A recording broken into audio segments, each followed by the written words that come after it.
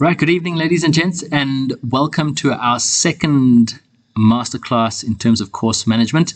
For those of you that perhaps are watching this and did not get the first class, please make sure that you watch it. This video will make a lot more sense if you do watch the first one, so we'll put that link in the comments below.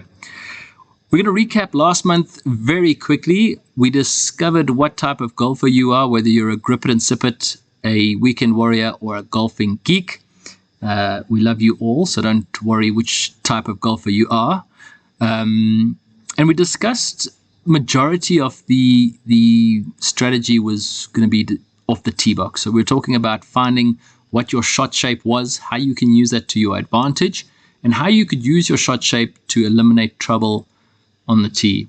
Now, this month, we're going to answer some questions from session one. It was actually just the one from David Zoimi, who gave a very good question, which we'll cover shortly. We're going to talk about what dispersion is.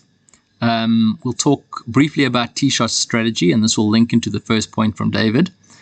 Then we're going to talk about approach shot strategy and examples. And there's a lot that goes into this. We're going to focus more on the dispersion side of things for this session.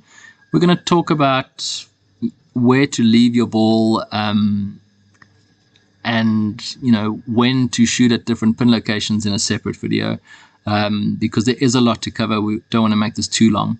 And then we're going to talk about around the greens. We won't spend too much time here either. This is actually going to be in a separate video. I think the big key for this session is to not underestimate what data can provide you. And data is going to link to dispersion. We're so quick to go onto YouTube and think about swing technique, and I want to change my grip, or I'm going to do X, Y, Z. But when it comes to golf course management, I'm quite surprised in the lack of, what's the right word? I think interest, to be honest with you, in terms of learning more about how to manage your way around the golf course. And I find it a very exciting part of the experience for me personally, because your decision making can make or break you in a round of golf, and knowing your game a little bit better keeps you more informed of how to make the right decision. Now, in the States, they are exceptional when it comes to collecting this kind of data and using this to their advantage. It's not only in golf. If you look at baseball and football, the amount of statistics that they keep is just phenomenal, and it's not a matter of just keeping them. They really do apply them in the right way. So we're going to do that a little bit today, and hopefully we can shave some more shots off your score. First things first, let's talk about David's question. David's question was relating to trouble mode, and he said, well, Charles, yeah, it's all good having trouble on the left and avoiding that, or trouble on the right and avoiding that, but what happens if it's on both sides? And it doesn't happen that often that you have it on both sides and very close to each other, but it does at times. Most course designers will give you options of relief in terms of where to lay your ball up, but there's certain holes where it just becomes a little tighter than usual, and good course design does have a couple of challenging holes in it as well. So we're going to run through this now, and I think, David, one of the key things here is to keep it simple, and that's going to go back to one of the previous slides from the first video, which is having a shot that you can play when things don't go quite right, or simply a shot that you can hit under pressure. So Tiger Woods obviously had his stinger.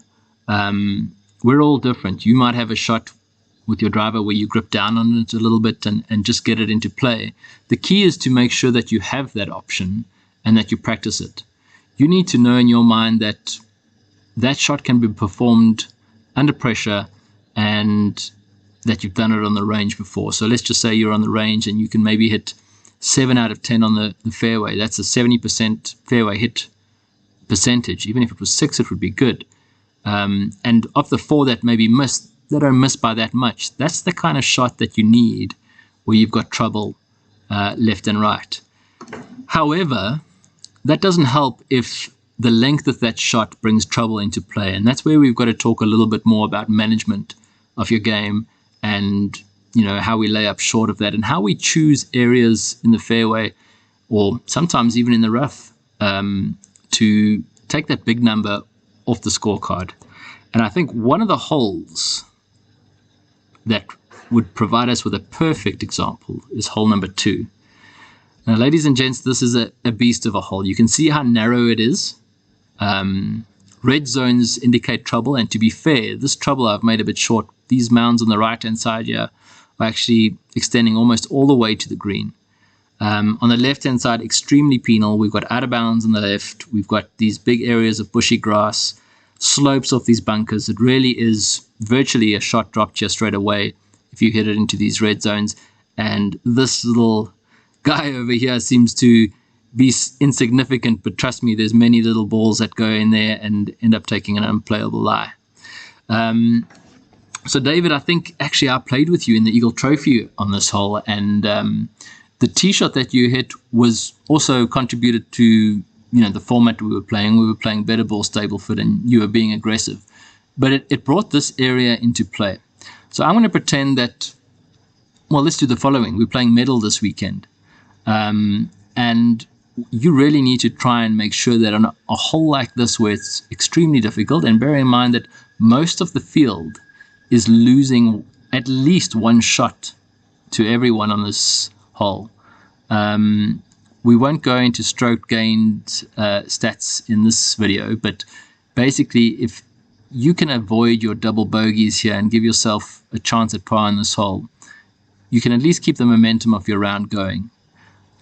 If we compare this to video number 1, where we said, okay, well, if the trouble's on the left, tee it up on the left-hand side and hit away from it. You might say to me, playing with this tee, but I can almost carry all this trouble and this is more in play.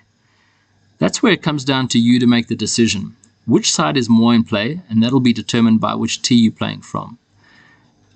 Certainly, if you're playing with this tee, I would suggest that you aim down the right-hand side, and even if it's bringing a little bit of this rough into play, that's fine, as long as you're hitting away from the trouble, and this is going to be your zone. Remember that 23 meters, to try and hit that is an extremely demanding tee shot. So if you aim down the right-hand side of this fairway, if it does happen to trickle off into the rough, it's not the end of the world. But if you were to, tee it up in the middle or right-hand side and aim towards this area, the angle that you're coming at creates a problem. So let's tee it up on the left-hand side and go to this point over here. If you do end up in the rough, it's not the end of the world. It's certainly not a scorecard wrecker, but somewhere over here would be. Let's say that, however, we're playing from this tee. This now brings in this trouble and this trouble. My suggestion is to find the biggest area to make a mistake. I know that sounds like negative golf, but when things are this narrow and there's that much trouble left and right, sometimes you need to just plan to hit it to a point where you give yourself the biggest margin of error. So that again is going to be over here, except in this case it may not be driver. You may need to hit 3-wood to finish short of this mound. So you need to do some homework. You need to go onto Google Earth and measure exactly how far this tee box is to this area over here. Bear in mind, if you hit it down this right-hand side, it's going to bounce and roll as well. So you might even be looking at hybrid to stay short of this trouble. But you've got to make sure you get your scorecard wreckers out of play. And that comes down to shot selection and teeing it up on the side that takes the major trouble out of play. One last point to think about when you've got these tight holes is not to overthink it. I know that I'm talking a lot now and we've got to consider all these things. But make the decision. Keep the thoughts simple. Center contact's important. Worst thing you could do is maybe hit a hybrid off here, mishit it, and then still have like 200 meters in, because you're then bringing this into play again, and we've got that mound over here into play. So you don't want that. So it takes a little bit of work beforehand. So plan your strategy at home. Decide what you're going to do if we're teeing off this tee or the forward tees, and take the big trouble out of play. These are momentum killers if you hit it in there. All right, so moving on to our approach play, which is our November masterclass. We're going to keep things fairly simple, but I am going to go slowly because it might be a little bit confusing if you haven't heard of some of these terms before. So again, to our better players, you might find this a little bit boring. To our beginners, to our intermediates, this is going to be very useful information for you to use, especially going forward. I'm very excited to let you know that Bonanza will be investing in flight tracking technology that will allow us to actually measure what we call shot dispersion. So I'm going to explain what shot dispersion is now, and in the next few slides you'll see how important it is. So let's just quickly read what FlightScope's shot dispersion definition is. It's a grouping of the landing positions of shots with the selected club showing, and this is the important part, forward and lateral deviation of that cluster of shots. So I'm going to say that again, forward and lateral deviation. This red ring over here is showing the cluster of shots. Now with these lines, typically this would be showing a golf ball being hit from left to right. So if I was standing here, I'd be hitting the ball in this direction. We would then be measuring the forward deviation, which is from here to here, and the lateral deviation, which is from left to right. And that creates our shot dispersion. Okay. Let's have a look at these two dispersion patterns over here. I'm going to use these examples quite a bit, and I'm going to be using them in different applications as well.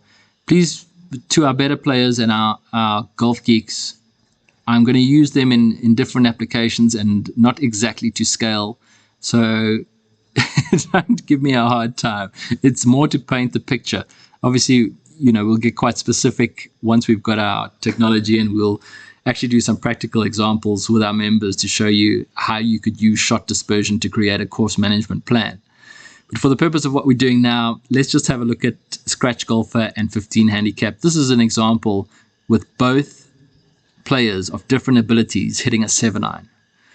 So let's look at our Scratch Golfer first. Obviously, first you can see here the dispersion, the area is much tighter or much smaller. That cluster of golf balls is in a very tight area. In fact, you've got all these balls on top of each other over here.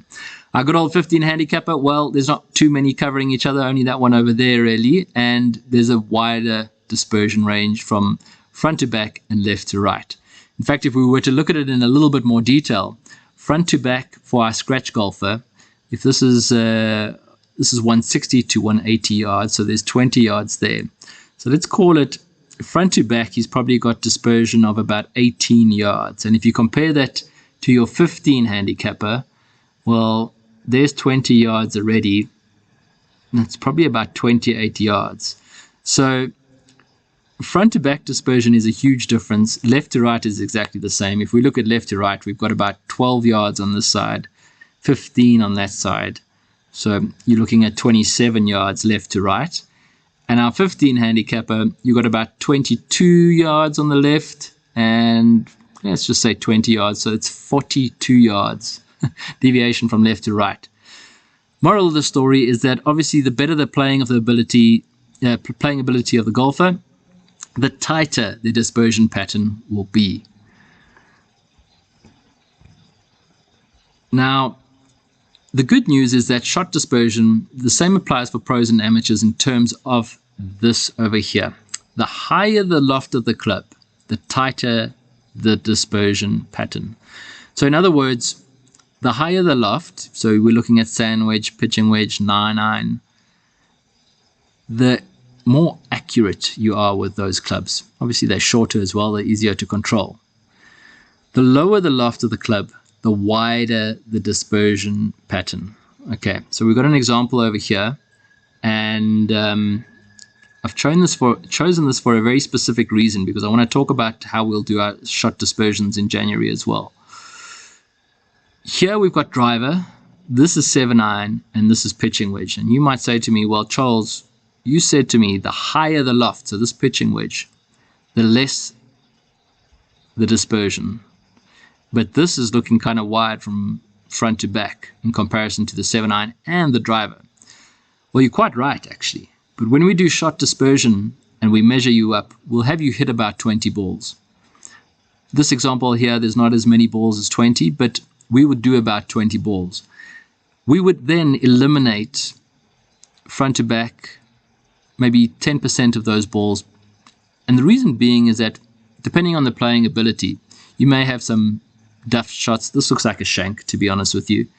You might have that one that you hit it straight in the teeth and it goes flying as far as your 7-iron. So we do eliminate, call it 10% of the front to back shots. Now, if we were to do it in this case, and this is exactly what we would do, and we drew an oval around those balls over there, you would have seen a very much tighter dispersion pattern on the pitching wedge. And that would make more sense. It would really look like high lofted has that pattern, medium lofted, your 7-iron has that pattern, and your driver, obviously left to right, there's quite a big dispersion. And whether you're a pro or an amateur, that applies. It's just that your pros would get those dispersion patterns tighter, but they would still have a wider dispersion on the driver. So why is that important? Well, your tee shot, the decision that you make off the tee determines the approach loft. Okay, I'll say that again. The decision you make of the tee, how aggressive you are of the tee determines your approach loft. And your approach loft determines your approach dispersion. So let's take that back a little bit more. So tee shot length determines approach loft. If I'm going to be a little bit cautious and I hit it to this point over here, I'm going to find the fairway more than likely. The problem is that I'm going to leave myself a fairly lengthy shot. So while I've avoided rough and I've avoided trees and sand, my dispersion pattern with an 8-iron is going to look something like this. However, if I took the risk and hit my driver, and I hit a really good one, again, I'm looking at a lower handicap golfer here when we point to this kind of area over there, you might be hitting sand wedge or pitching wedge, and the dispersion becomes a lot tighter. So you've got the decision to make.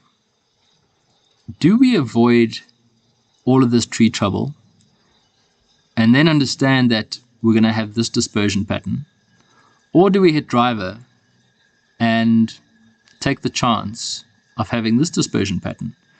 I think when it comes to making that decision, it really does depend on the layout of the hole. If I look at this and we took, for example, let's just say this was a 3 handicap golfer.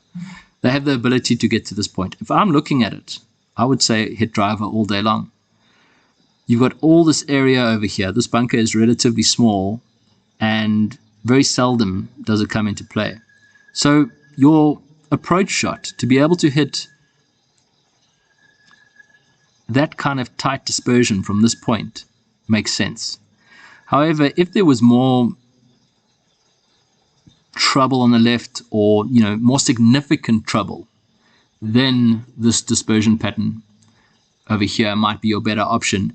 However, with that dispersion pattern, you'd be wanting to shoot straight at the middle of the green, not at these flags where maybe Kelly, James, or Lixon have woken up on the wrong side of bed. Because if you put that, and we're going to do that shortly, that dispersion pattern firing at that point, you could end up all over the place. So it really does depend. Well, your tee shot decision depends on the layout of the hole, and you literally have to spend quite a bit of time on Google Earth to understand your strengths and weaknesses. And obviously we need to work out your dispersion patterns as well.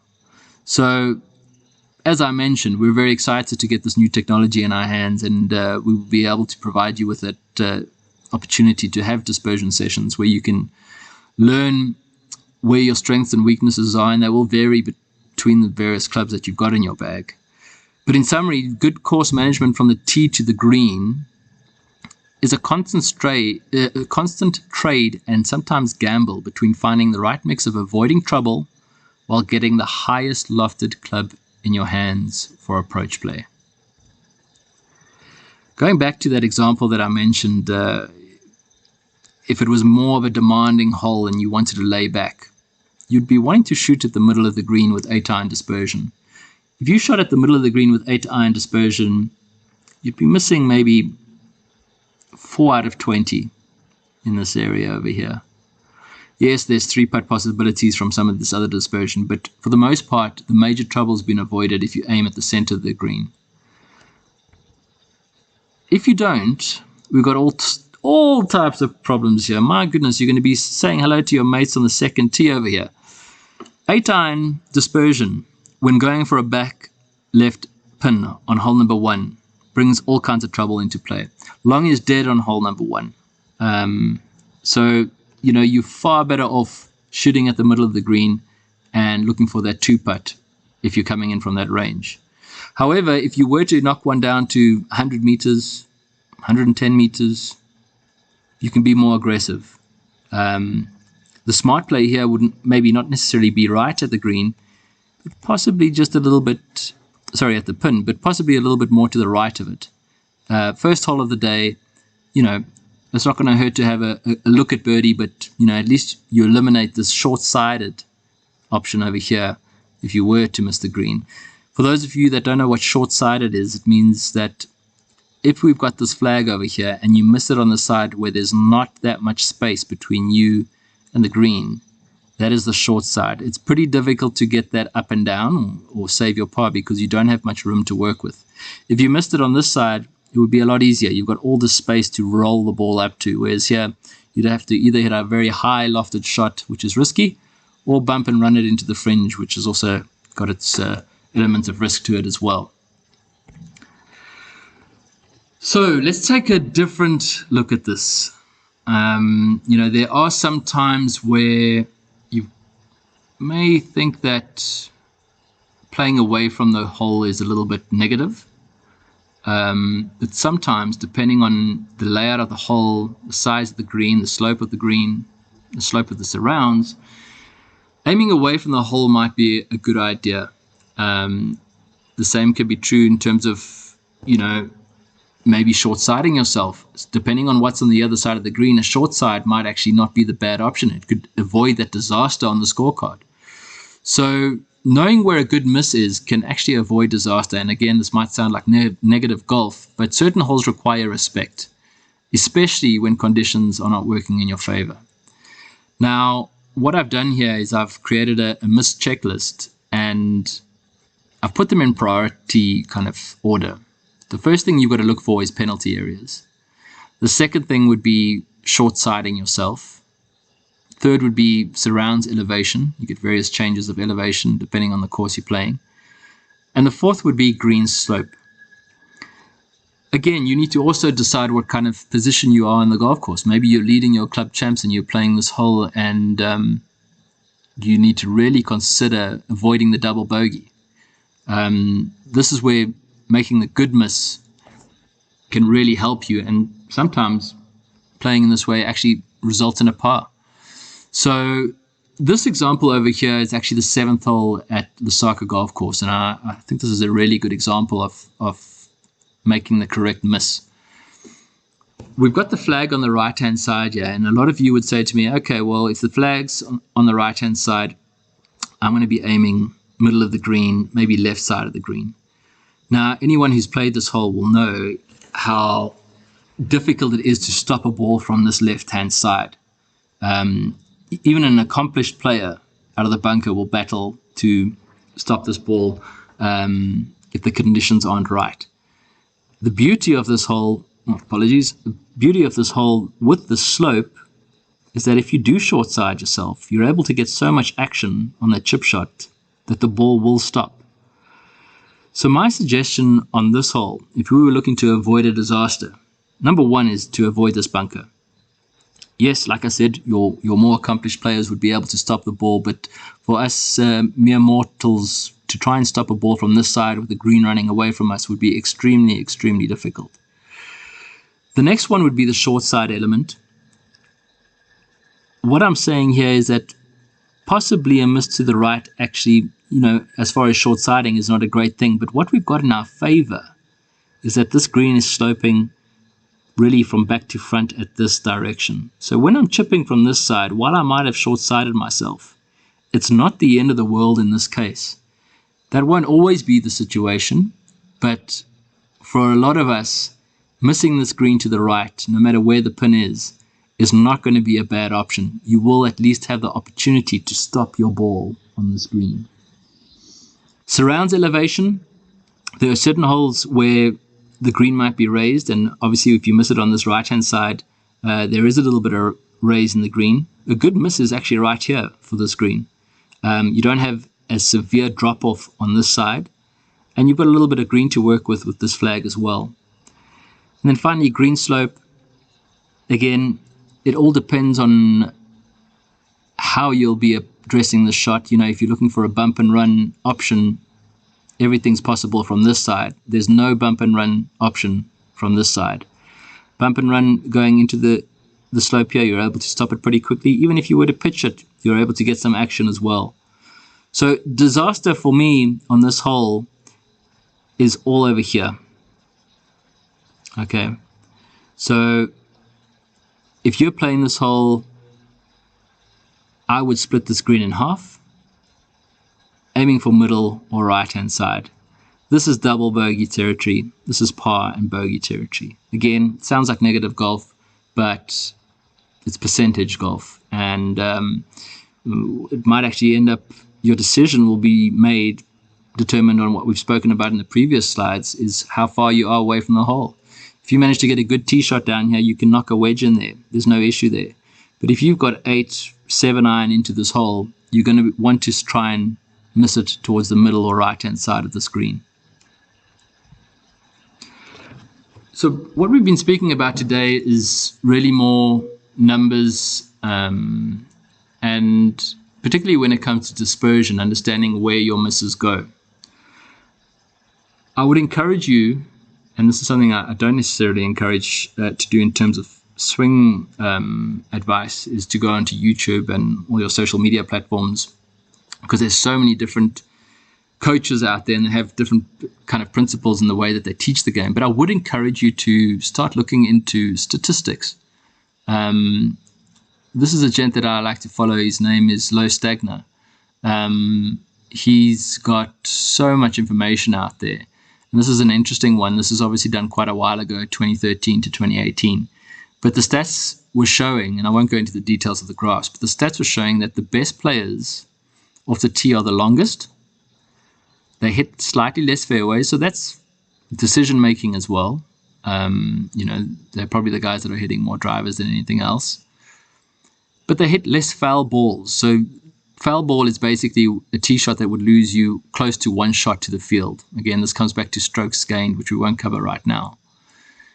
But during this time, there was a big push towards hitting the shortest club possible into a green. And what we found is that a lot of players got extremely long. They were able to take trouble out of play by carrying it all with their driver. And due to the fact that they were carrying the major trouble, they hit less foul balls as well. So do a little bit of homework. Go and get a bit geeky. Follow Lo. This is a very interesting one from Lo as well. And the same applies on tour. So this is dispersion patterns for a 3-wood versus driver situation, or driver versus 3-wood situation rather. And you can see from the dispersion pattern over here and over here that there's very little difference in terms of left to right dispersion between driver and 3-wood. And these are stats, okay? These were provided by Arcos Golf, and this has been proven on tour as well. In fact, the dispersion from left to right on driver and 3-wood is only 3% tighter on 3-wood versus driver on the PGA Tour. So what that's telling you is that when players hit 3-wood, they're not necessarily going to hit the ball any straighter. 3-wood is really just to take trouble out of play and lay the ball up shorter. So these are things that I find quite interesting. You can see I fall into the geek category. This is also another interesting one. PGA pros only get up and down from 100 yards in the fairway about 28% of the time. Yet somehow my 6 handicap friend thinks he should be at least 50%. This goes back to managing your expectations. And this is why I would really encourage everyone to go onto the PGA Tour website and see what the pros are doing, because especially when it comes to putting, we all so hard on ourselves for not making putts, but you need to realize that PGA Tour pros are only making 50% of 8-foot putts. Okay, yet I see it every weekend, and I do it to myself as well. We abuse ourselves for missing 8-footers when the reality is someone that does this for a living only makes it 50% of the time. So out of what we've learned today, I hope that I've helped you understand dispersion a little bit better, because that is really something that we're going to use in sessions going forward. I hope that understanding dispersion has also made you more aware of what you decide to do with the tee. And I hope that you spend a lot of time on Google Earth on your home golf courses, as well as the courses that you play away from home sometimes, to know exactly where your trouble is, where the areas are where you can miss it. And like I said, sometimes the rough isn't a bad miss depending on the severity of the trouble around you. And that you can start to enjoy the strategy side of the game a little bit more, because like I mentioned, I find it a lot more fun and rewarding to be able to strategize your way around the golf course than just bombing driver all the time. So it'll be interesting to see your feedback. Please let us know if you have any questions on this. And we are itching to get our hands on our flight scope so that we can measure your dispersion. In fact, I think what we'll do a little bit of a quiz on this session, and whoever wins it will get a free dispersion session with us the minute we've got our flight scope.